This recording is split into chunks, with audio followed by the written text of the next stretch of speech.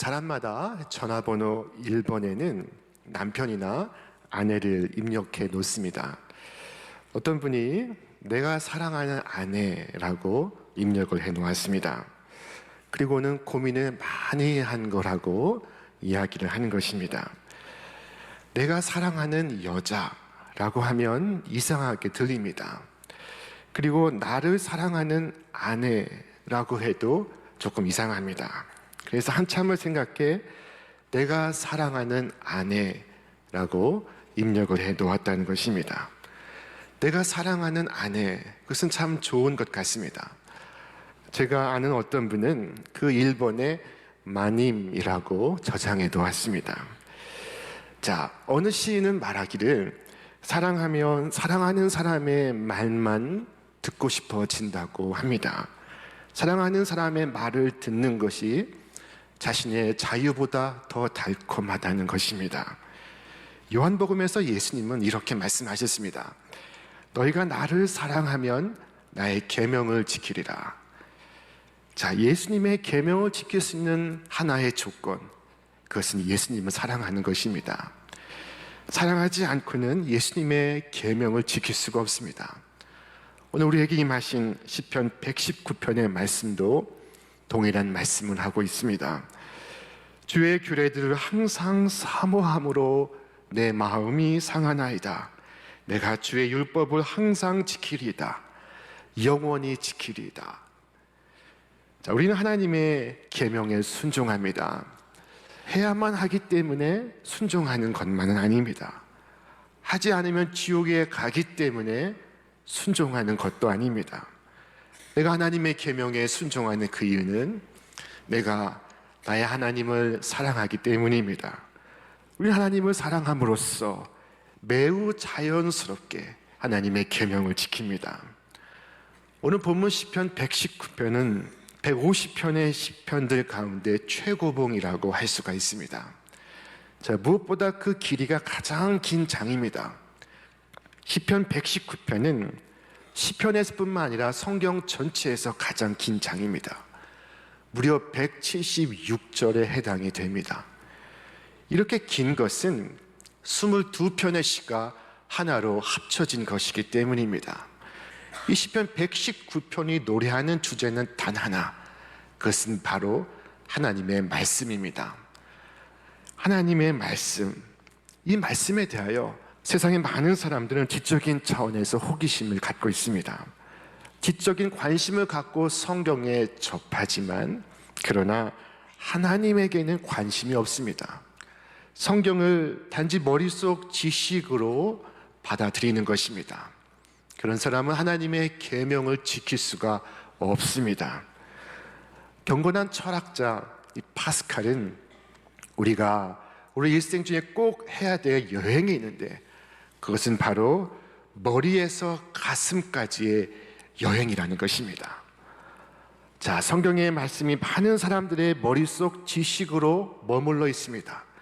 자, 그러나 어디까지 와야 합니까? 우리의 마음에까지 와야 하는 것입니다. 머리로만, 지식으로만 이해해서는 안 됩니다. 세상에 또 어떤 사람들은 하나님을 찾기는 찾는데 성경을 떠나서 하나님을 찾습니다. 성경 없이 하나님을 만나려고 합니다. 자, 성경을 통하지 않고 하나님을 만나고자 합니다. 그러나 주께서 우리에게 말씀하셨습니다. 너희가 성경에서 영생을 얻는 줄 생각하고 성경을 연구하거니와 이 성경이 곧 내게 대하여 증언하는 것이니라. 자, 말씀을 뛰어넘는다면 말씀을 지킬 수도 없고 그리고 그 말씀이 나타내시는 하나님을 만날 수도 없습니다. 오늘 시편의 시인은 이 하나님의 말씀을 배우기를 원하고 그 말씀을 지키기를 원합니다. 여호와여, 주의 율례의 도를 내게 가르치소서. 내가 끝까지 지키리이다. 시인은 먼저 가르쳐 주시기를 간구합니다. 그가 배우기를 원하고 있습니다. 초대교회 사람들은 성령이 충만하여 모일 때마다 기도하고 찬미하고 떡을 떼며 사도들의 가르침을 들었습니다. 자, 그 당시 배우는 자는 누구요?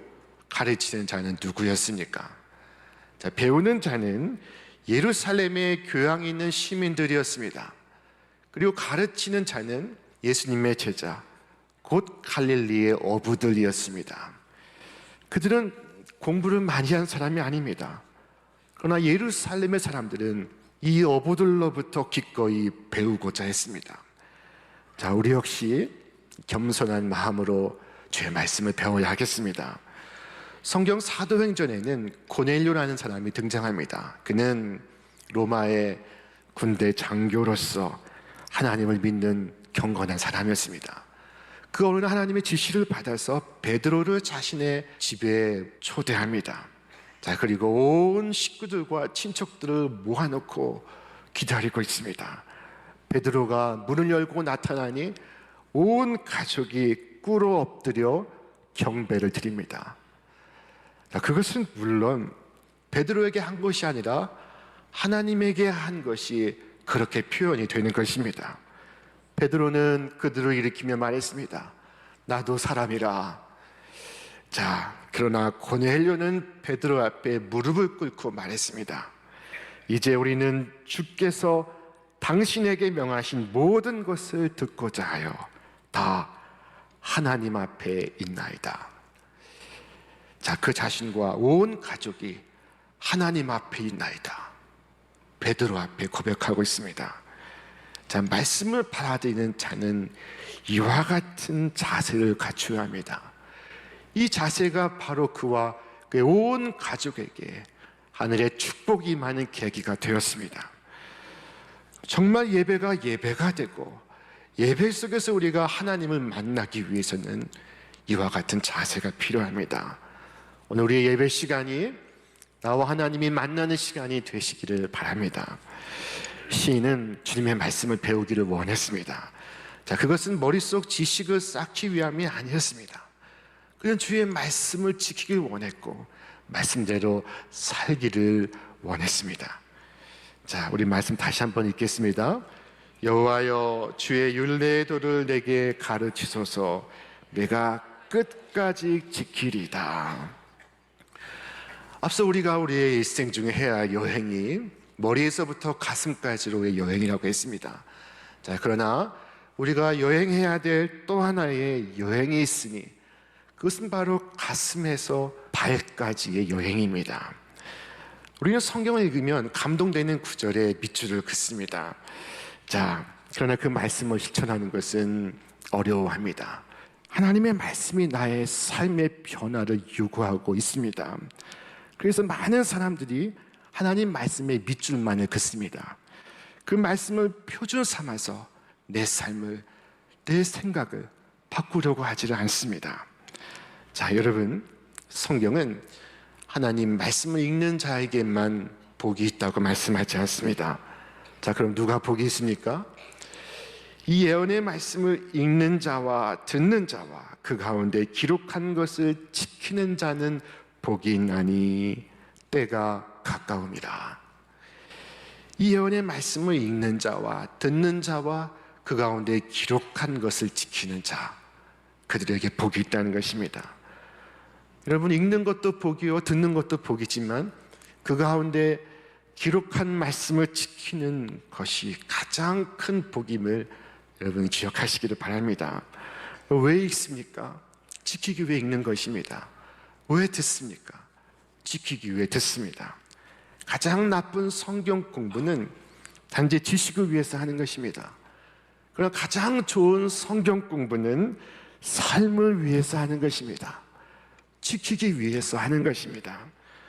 주님의 말씀이 언제나 나의 머리에서 가슴으로, 그리고 가슴에서 우리의 발로 우리 안에서 움직임의 역사하기를 바랍니다. 하나님 말씀을 배우고 지키길 원하는 오늘 이 시인의 상황은 썩 좋지만은 않습니다. 그는 세상에서 외로운 싸움을 벌이고 있습니다. 그가 말합니다. 악인들이 나를 멸하려고 엿보오나 나는 주의 증거들만을 생각하겠나이다. 악인들이 그를 위협하고 있습니다. 자, 그 가운데서 그는 주의 증거를 붙들고 말씀만을 묵상하고 있습니다. 상황은 좋지 않지만 오히려 좋지 않은 그 상황이 주님의 말씀을 묵상하기에 최적의 조건이 되고 있었습니다. 당시 이스라엘에는 하나님을 믿는 사람들이 많았습니다. 그러나 많은 사람들이 두 마음을 품고 신앙생활을 하고 있었습니다. 한 마음으로는 하나님의 말씀을, 다른 한 마음으로는 세속의 유혹을 따르고 있었습니다. 자, 시인은 그들을 향해서 분노를 느낍니다. 내가 두 마음 품는 자들을 미워하고 주의 법을 사랑하나이다. 이 시대는 말씀을 평가절하하고 있었습니다. 그런 시대 속에서도 시인은 기도합니다. 그들이 주의 법을 폐하여 싸우니 지금은 여호와께서 일하실 때이니이다. 사람들이 하나님의 말씀을 폐해버린 그 캄캄한 어둠의 시대에 오늘 시인은 하나님과 하나님의 말씀을 붙들고 있습니다. 여러분, 광야와 같은 이 세상에서 우리는 때로 위협을 받고 때로 외로움을 경험합니다. 흥미롭게도 이 광야를 가리키는 히브리어 미드바르는 말씀을 가리키는 다바르와 어원이 같습니다. 미드바르, 곧 광야는 다바르, 말씀을 묵상하는 곳이라는 뜻입니다. 척박한 광야는 하나님 말씀을 듣는 최적의 장소가 되고 있습니다. 우리는 광야와 같은 이 세상을 살아가면서 하나님 말씀을 더 깊이 묵상하고 말씀을 통해 살아있는 은혜를 경험합니다. 그 은혜를 통해 모든 어려움을 이겨냅니다. 그리고 더욱더 하나님 말씀을 사랑합니다. 오늘 시인은 고백합니다. 내가 주의 법을 어찌 그리 사랑하는지요, 내가 그것을 종일 작은 소리로 읊조리나이다. 이 읊조린다 하는 것은 하나님 말씀을 작게 소리를 내어 읽고 또 읽고 한다는 것입니다. 이것은 마치 되새김질하는 것과 같습니다. 소나 양은 되새김질을 하는 짐승입니다. 그들은 일단 음식을 삼켜서 첫 번째 위, 두 번째 위에 저장해 둡니다. 그리고 시간이 나는 대로 그것을 꺼내서 다시 씹어 세 번째 위, 네 번째 위로 보냅니다. 자, 네 가지 과정이 반복됩니다. 개워내고 다시 씹고 다시 섞고 다시 삼키는 것입니다. 이 네 가지 과정을 반복하면 신기하게도 볏짚은 고기가 되고 풀은 우유가 됩니다. 만약 되새김질을 하지 않는다면 볏짚은 볏짚으로 남고 풀은 풀로서 남을 것입니다.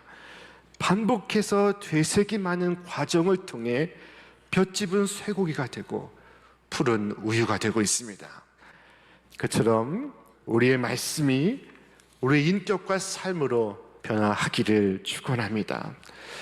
그러기 위해서 우리는 말씀을 씹고 또 씹어야 됩니다.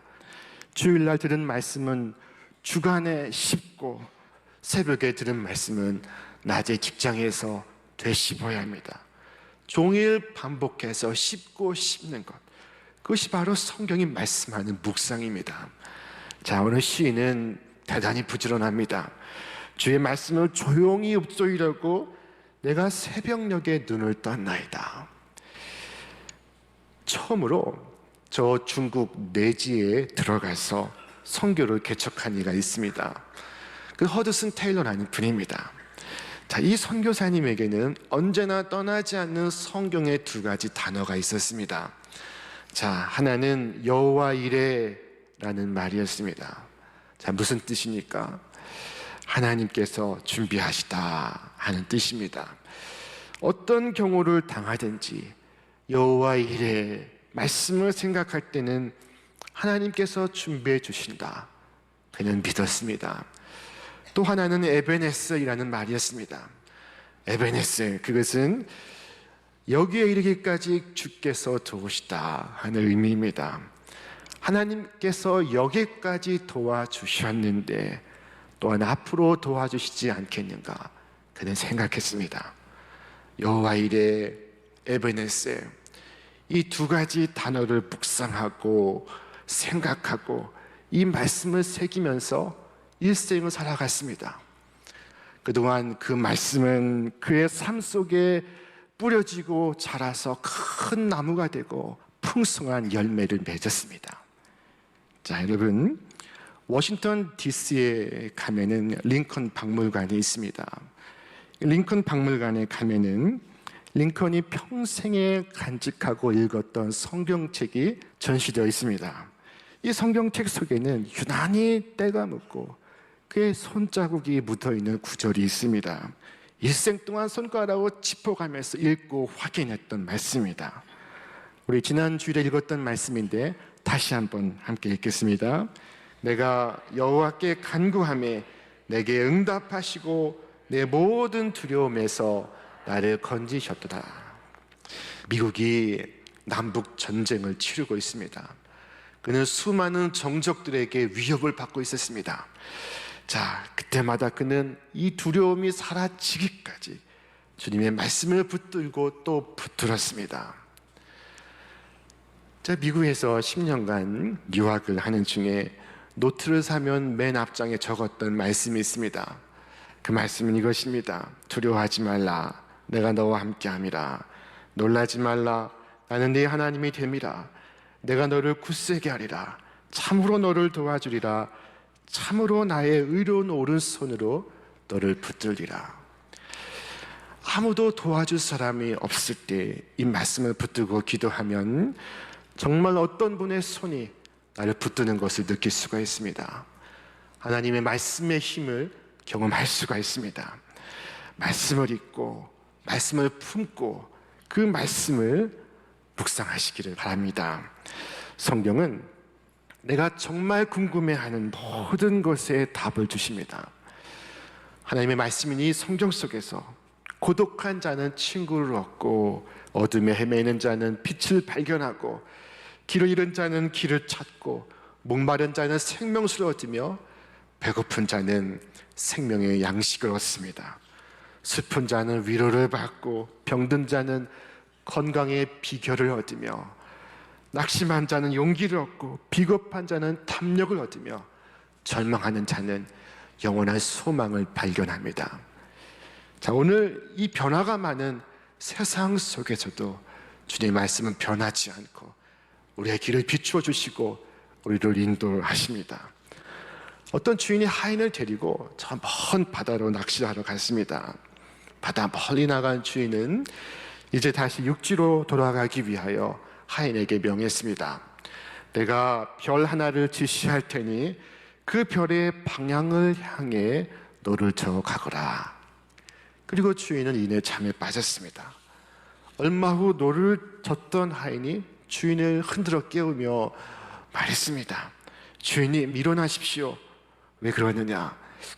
제가 너무 빨리 노를 저어서 주인께서 지시해 주신 별을 지나치고 말았습니다. 그 다음 별을 말씀해 주십시오. 이 이야기는 우리에게 굉장히 중요한 교훈을 주고 있습니다. 사람들 중에는 이 이야기 속 하인처럼 이전의 가르침은 지금 이 세상에 소용이 없다고 말합니다. 이 시대에는 맞지 않는 것이라고 생각합니다. 자, 그러나 그들이 모르는 것이 있습니다. 엄청난 속도로 세상에 달려왔어도 북극성은 항상 그 자리에 여전히 빛을 발하고 있는 것처럼 우리 삶에 변하지 않는 두 가지가 있습니다. 하나는 하나님이십니다. 하나님은 불변하십니다. 어제나 오늘이나 영원토록 동일하십니다. 그래서 하나님 안에 영원히 존재합니다. 자, 그리고 변치 않는 것, 바로 그 하나님의 말씀입니다. 하나님의 말씀은 하나님의 인격과 더불어 영원히 변치 않습니다. 자, 오늘 시인은 고백합니다. 여호와여, 주의 말씀은 영원히 하늘에 굳게 섰사오며. 여러분, 지금도 저 남태평양 섬에 사는 어부들은 쪽배를 타고 나가 큰 참치를 잡습니다. 한참을 타고 넓은 바다에 나가면은 방향을 잃기가 쉽습니다. 분간하기도 어렵습니다. 바다에 이르면 모든 것이 예측하기가 어렵습니다. 이 파도가 어떻게 변할지 알 수가 없습니다. 그러나 어부는 그 바다 위에서 하늘에 떠 있는 별을 바라봅니다. 하나님의 말씀은 우리가 인생의 바다를 항해해 갈 때 우리가 쳐다봐야 할 유일한 별입니다. 우리의 배가 안전한 저 포구에 이를 때까지 우리를 인도에 가심을 믿으시기를 바랍니다. 주의 말씀은 내 발의 등이요 내 길의 빛이니이다. 하나님의 말씀은 우리 조상들을 위해 있었고 그리고 우리의 자녀와 후손들을 위해서 또 있을 것입니다. 우리 시인은 고백합니다. 주님, 옛부터 내려온 주님의 규례들을 기억합니다. 그 규례가 나에게 큰 위로가 됩니다. 옛부터 내려온 주님의 말씀이 나에게 힘이 되고 있습니다. 영국의 시인이었던 웰트 스코트라는 사람이 있습니다. 그가 수많은 책을 썼습니다. 그런데 임종의 순간에 하인에게 책을 가져오라 명합니다. 그래서 하인이 물었습니다. 무슨 책을 가져올까요? 그때 그가 답합니다. 책이라면 한 권밖에 또 무엇이 있느냐? 하인은 주인이 지은 최근의 책을 말하는 줄로 생각하고 그 책을 가져올까요? 하고 물었지만 주인의 답은 호통이었습니다. 책이라면 성경 말고 또 무슨 책이 있단 말이냐? 자, 주께서 말씀하십니다. 우리 함께 읽겠습니다. 그러므로 모든 육체는 풀과 같고 그 모든 영광은 풀의 꽃과 같으니 풀은 마르고 꽃은 떨어지되 오직 주의 말씀은 세세토록 있도다 하였으니 너에게 전한 복음이 곧 이 말씀이니라. 오늘의 이 시인처럼 주님은 사랑하시고 주님의 말씀을 지키시기를 바랍니다. 주님의 말씀을 따라 살아가면 복된 삶을 살 수가 있습니다. 복은 우리가 만드는 것이 아닙니다. 복은 하나님으로부터 옵니다. 다윗은 아주 분명하고 아주 간결하게 이 사실을 말하고 있습니다. 주밖에는 나의 복이 없나이다. 여러분, 말씀 속에서 여러분의 복이 되신 주님을 만나시기를 바랍니다. 주의 말씀을 지키며 주를 구하는 자가 복이 있습니다. 우리 말씀 같이 읽겠습니다.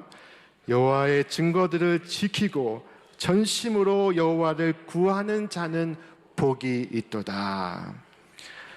오늘도 말씀 속에 계시는 주님, 말씀 그 자체이신 주님, 그 주님께 도움을 구하시기를 바랍니다. 여러분의 모든 물음에 응답하실 것입니다. 그리고 그 주의 말씀대로 살아서 하늘의 복을 누리시기를 바랍니다. 주께서 말씀하셨습니다. 우리 마지막 말씀 함께 읽겠습니다.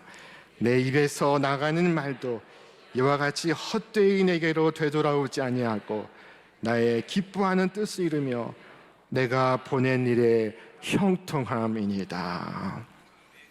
오늘도 전능하신 주님께서 당신의 말씀으로 여러분의 삶을 그리고 우리 모두의 삶을 축복하시기를 주님의 이름으로 축원합니다.